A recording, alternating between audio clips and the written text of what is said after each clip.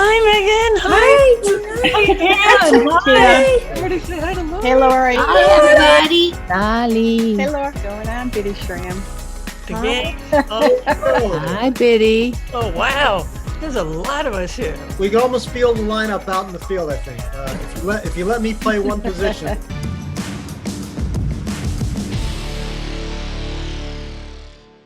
Hi again, everybody. Welcome back to SNY's Like We Never Left. I'm Sweeney Murdy. On this episode, we pay tribute to one of the greatest, not just sports movies, baseball movies, just one of the greatest movies. On the 30th anniversary of A League of Their Own, we bring to you an all-star roster from that film. Let's start with the catcher, the Queen of Diamonds, Dottie Hinson. With us is Geena Davis. Hi, everybody. Her kid sister. And she actually didn't finish with the Peaches, did she? She was on the Champion Racing Bells. This is Lori Petty. Hi, guys. Yay! Of course, known as Betty Spaghetti, it's Tracy Reiner. Yay! How about Marla Hooch? What a hitter! Hi, Megan Cavanagh. Hey, everybody. Shirley Baker was played by Ann Cusack. Evelyn Gardner plays right field for us, the Peaches. Let's welcome Biddy Schram. Helen Haley was played by Ann Ramsey. Yay! And Marble Ann Wilkinson was played by Patty Pelton. Ladies, listen, it's wonderful to see you, and I know that this movie's been a great part of all of your lives, and I can't believe it's been 30 years. My first question, and Geena, I'll start with you, is really, when you look back on making this film, how intense was the baseball? How intense was the audition process, the training? Because, you know, it was made pretty clear that you ladies all had to look like you knew how to play and play for real. So what was that like? What kind of war stories did you take away from that? I mean, don't start with me because I didn't know how to play baseball, and I didn't audition the baseball part. So I had to, I had to learn everything. Lori, you played some ball growing up, right? I know I'll probably get canceled for this, but I don't know if you could say the word tomboy, but I was a tomboy, a little kid. So yeah, I loved playing sports. I was the only girl on my baseball team, and I think Geena was just afraid I was going to accidentally hit her with the ball because I had one pitch right down the middle, or you get hit. Those are my two pitches. That was it. I didn't know that, Lori. That's funny. Anybody end up getting hit during, like, were there outtakes where everybody's kind of like... And Ramsey broke my nose. Threw a ball right in my face, right there. And Renee had Bruce that strawberry that you see in the shot. That was real. Yes. That was not makeup. Yeah, that bruise was real. I know one of the things that really helped you guys develop your characters was getting to know the real women of this league. What were some of the stories that really touched you and helped you develop your characters? Well, we became friends with them. They came and sort of lived with us on the set, and then for 30 years after, are still friends. They came, gave us more love than we'd ever experienced, and trained us to play baseball, and told us some of the greatest stories ever. We really just wanted to make them proud when we were filming. Like, that was this was my first movie. I didn't know anything from anything, and my goal was just to make them happy and proud of our work. When the movie came out in 92, and then it became a hit in 93, and then they became celebrities again. And it was really cool because they got, they're just desserts. Like, it came a million years later, but, they had so much fun meeting their fans and meeting little girls, and the little girls saying, "Oh my God, I can play ball too." Like, "Oh, you can play ball too." And so they've been doing this as long as we've been doing this. And they've been so happy and so loving and so giving. When we would be with them, wherever you were, a restaurant, people just couldn't help it. They had to come over, and men and women, and just talk to them. And the inspiration that it created for young girls to play sports, baseball in particular, but sports. You mentioned the influence, and I'm glad you guys brought it up because there are a couple of people I reached out to. One of them is in the New York Yankees organization. They hired the first female manager in all of professional baseball for the Class A Tampa Tarpons. Her name is Rachel Balkovec, and Rachel has a message to share with you ladies. A League of Their Own is one of my all-time favorite movies. It was super impactful when I was a young girl coming up in softball, and I still love the movie to this very day. Dottie is absolutely my favorite character because I was a catcher and she was a catcher. But it was just so important for me to see, as a young woman, see these leaders in sports who were playing at a time when it was very non-traditional for women to play sports competitively in general. And to see obviously see them succeed, but also to see some of the challenges that they face as well. And I remember as a young girl relating to that coming up through softball, and it's something that I still relate to today. So it was incredibly impactful, and it's absolutely one of my all-time favorites. That right there is what the movie's about. In my mind, that's what film and art should do, is affect a change in the world. Geena and Lori, I want to ask you guys, you're obviously so believable and so likable as two sisters, and the rivalry that is created there. How did you go about just getting to that point and maybe getting to know each other to the point where you could have these kinds of fights that only sisters could have? It was pretty easy for me because it was only my second or third movie and Point Break hadn't come out. So, I mean, it wasn't. And so here comes, it had to be a war, and she's tall and glamorous and beautiful. And I'm just this little dirty person like, hello. So it was pretty easy to look up to Geena and to have my character feel lesser than and inadequate. It was very, very easy to look at a supermodel and go, and like Lovitz calls it was acting.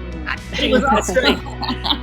We were acting. It was easy to feel like siblings. We were all bonded so much that the relationships felt real, really. I don't know how many of you still watch the game or watch baseball regularly, but Jessica Mendoza, who had a pretty significant role on ESPN's Sunday Night Baseball for years, she's an Olympic softball champion, and she's still a very prominent figure in the world of baseball broadcasting, and she had this message for all of you. I have never had a movie that's meant more to me and my sister growing up than A League of Their Own.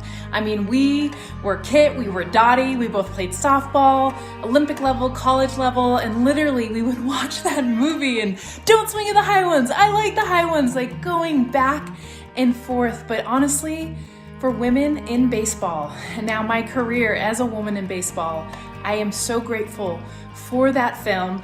I even got Geena Davis's autograph on a baseball. I have a lot of baseballs autographed. None means more to me than having Dottie Henson, Geena Davis on a baseball because of how much that movie meant to me, my sister growing up, and so many girls and women. So thank you. So grateful. It was great. Oh, so sweet. You don't understand. It really means a lot. She lit up when I told her we were doing this, and she went digging through God knows what to make sure she got the picture of that ball for us. How fun that we get to sign baseball. I know. You remember right? we'd go in the trailer and there would just be like 8 boxes of balls. And when you'd get a break, you had to sign your name. I do remember I that. remember that. Megan, we went to the Hall of Fame, and the ball is in the Hall of Fame that we all signed. Yeah. They said it was going to go in, and Our and I was like, uniforms what if that fit. ever made it? Yeah. And it's there, and there was a guy that comes and he turns the ball. Every once in a while, he just comes and turns the ball so everybody's signature gets seen. At the time you're making this movie in 1991, there probably isn't a bigger star on the planet than Madonna.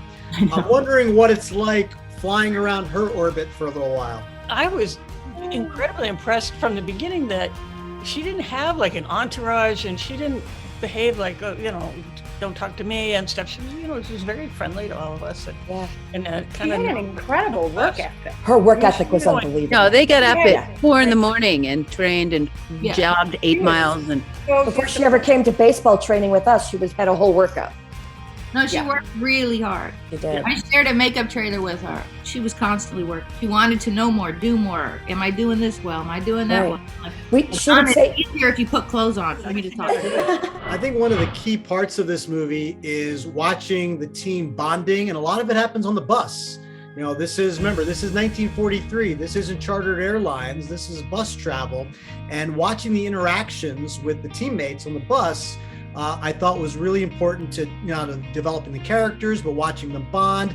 Biddy, your character has a lot of the interaction on the bus as well. What do you remember about how that played a role in getting everybody together? Because I was a single mom, and everyone was like partying. Remember, like you guys were at what was it? The bucket. The suds bucket. The suds bucket. Suds bucket. There were some things where I was separated from. So for me, I didn't get to go to suds bucket. Oh, you didn't go there either? No, I was stuck with my child who's now like bigger than all of us. No, I thought it was very good, for me at least, in character, to be in a closed space like that with everybody. But everybody naturally, like you were saying, you were together for so many hours, so long, and in the script, being together on that bus, I just felt, which were many scenes, just naturally would bond everybody. I mean, don't you think? Do you remember Penny saying to us, she took us each in the office and said, "You're going to be on the bus a long time. What do you do?" True. I'm an artist, so I like to draw, so I drew. Some people knitted, some people made scrapbooks, so everyone had their life. I remember them putting the makeup through the windows to do our own makeup. It was so hot, and then they had to keep doing touch-ups because it was boiling hot in there. And Gina's makeup gal and her hair people were like passing stuff over in the window to her so she could do her powder herself. It was. I have a picture of this of like Gina powdering herself. And we also played Truth or Dare. Madonna's movie had just come out, and she gave one of my secrets away, and I said, Madonna, in Chicago, we were playing Truth or Dare. She said, I wasn't playing. She was sitting behind us. I wasn't playing, and I was like, okay, and that's where we're going. Give away secrets you heard. The Dare, and I had to run naked in the Chicago hotel, which was fine for me. There was also a lot of pranks. Patty and I TP'd Gina's trailer. Do you remember We that? did. Because you had come off of the movie The Fly, and so we toilet papered the inside of your trailer and said, "Be afraid, be very afraid." Be very afraid. And then they came in, Good, right? and then you got us back. Though. You did. What Yeah. you got us back. Well, you f***ed with us that you could get us kicked off the movie. Yeah, they said Gina wants to. They said Gina wants to speak to you in her trailer. They came and got. I think it was Sam came and got us, and we were like, "Oh man, this is it. We're done. We shouldn't have done that. Why did we do that?" And we get to the door, and you were like, you opened the door, and you were like, and then you went, and we were like, "Oh my god, It was so great. We were so terrified. Terrible. Yeah, so Great. terrified. Who wants to start and give me a verse of the song? Can we all do that together? Oh, we are the members of the All-American League. We come from cities near and far. we got Canadians, woo! Irish ones, and We're all American." a little rough. We couldn't quite find the key, but we got the spirit. I have one more activity for you. There's one line that gets repeated often and over again. Who's ready to give me their best? There's no crying in baseball. Biddy, the line was said to you, so you're essential to the scene. You want to start with us? I'm Tom. Like you're Tom, yes. Oh, jeez. Okay. There's no crying. There's no crying in baseball. Excellent. Oh, thank you. Anybody else want to give it a run? No one does. No, I want to try to do it. What am I gonna do? Do Tom. There's no crying in baseball. I love it. Yeah. There's no crying. Roger Horsey was my manager. Obviously, you were all part of a phenomenal cast, and Tom Hanks kind of exploded shortly after. He was already a star. He makes this movie, and shortly thereafter, he becomes this megastar. Did you know the Tom Hanks explosion was coming? No. You're welcome. I don't know. I did 9 movies with Tom. We were busy. We were very busy. He got to do bigger things and then talk to a ball. He went off. Didn't need people anymore in his movie. We didn't have any sense we were making a culturally significant movie. No. We were just happy that we got to do it. Yeah, it was an homage. That's what I mean. It was really like an anthem to these ladies. It wasn't like, we didn't know we were going to be throwing pitches out for the next 30 years. The whole movie was living the dream. To be any part of that on any level, it was just like, oh my God, I can die now. We got to play at the old Comiskey. We got to play at the new Comiskey. We got to play at Wrigley Field. We got to play at Buyer State. We got to do things no one thought about doing since the 40s and letting women play. Lucky us that we got to be a part of this film that is based in history of strong women. And I just was over the moon to be cast. There are several characters in here who, and you kind of all play it off in a fun way sometimes, are in what nowadays you'd kind of call abusive relationships. I mean, you have, Shirley's character can't read. Rosie O'Donnell's tearing up the picture of her boyfriend, saying how badly that he treats her. Biddy, your character's talking about how the husband is growling at you about needing to read the want ads to get a job. So take your child with you. That seemed to stand out more to me now watching it than it did back then. Was it something that hit you then as well? Absolutely. It was awful. And when Miss Cuthbert got dirt thrown in her face, and then when Tom kissed her and he was grossed out, and then, I mean, there's just a million horribly sexist things that were funny, back then, which were not funny now, but that's okay, because when you know better, you do better. Maybelle, who was one of the original players, and she was at this event in Hollywood, and she said to me that the movie really, there was very few things that actually were not true to life for her. Right. All of it, from the, for sure. From the, having to learn how to be ladies, and how to dress yourself. And whenever you left the boarding houses, you had to always be put together, and then you're supposed to play baseball in skirts. I know. One of my favorite shots is when Lori Petty, not the character, got the giggles when she was like, you have to cross your ankles and the knees and the legs and the feet and the thing. And Gina's looking at me like, stop. Like, I don't want to do this again. Like, just do it. But I just couldn't stop laughing. No, but it was like, Lori, behave. I'm like, I'm trying, but this is ridiculous. I've been to thousands of baseball games, and I go to a baseball game every night, and every time there's a play at the plate and the catcher drops the ball, I instinctively yell to myself, Hinson dropped the ball, Hinson dropped the ball. Take me to bed and put me to, all that stuff. Here's the question that everybody has asked off and on again. Did Dottie drop the ball on purpose? Don't answer. Well, whatever you believe and whatever you need.